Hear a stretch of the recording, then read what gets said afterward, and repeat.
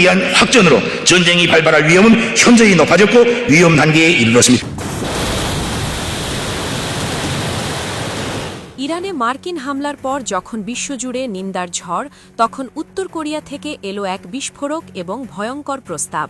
দেশটির supreme leader Kim Jong উন সরাসরি ঘোষণা দিয়েছেন, ইরান যদি চায় তবে ইসরায়েলকে মানচিত্র থেকে মুছে ফেলার জন্য আমরা তাদের মিসাইল দিতে প্রস্তুত। আমাদের একটি মিসাইলই ইসরায়েলকে নিশ্চিহ্ন করার জন্য যথেষ্ট। এই হুঙ্কারের সঙ্গেই ইরানে মার্কিন হামলাকে পিয়ংইয়াং আখ্যা দিয়েছে সরাসরি গুন্ডামি বা গ্যাংস্টার সুলভ আচরণ হিসেবে। উত্তর কোরিয়া মনে করে একটি স্বাধীন দেশের ওপর এভাবে হামলা চালানো আন্তর্জাতিক আইনের চরম লঙ্ঘন এবং কোনো সভ্য দেশের পক্ষে এটা মেনে নেওয়া সম্ভব নয়। গত রোববার ১ মার্চ দেশটির রাষ্ট্রীয় সংবাদ মাধ্যম KCNA-তে পররাষ্ট্র মন্ত্রণালয়ের এক মুখপাত্রের বিবৃতিতে আমেরিকার বিরুদ্ধে এই কড়া নিন্দা জানানো হয়।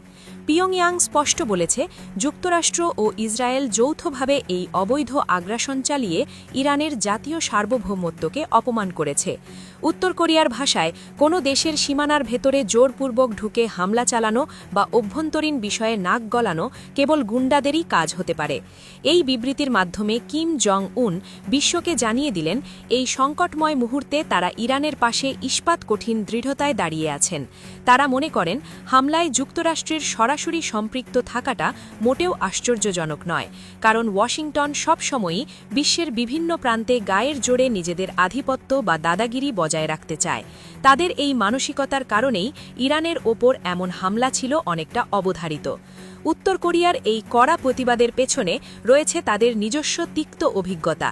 দীর্ঘদিন ধরে তারা নিজেরাই যুক্তরাষ্ট্রের নানা অবরোধ ও অন্যায্য চাপের বিরুদ্ধে লড়াই করে আসছে।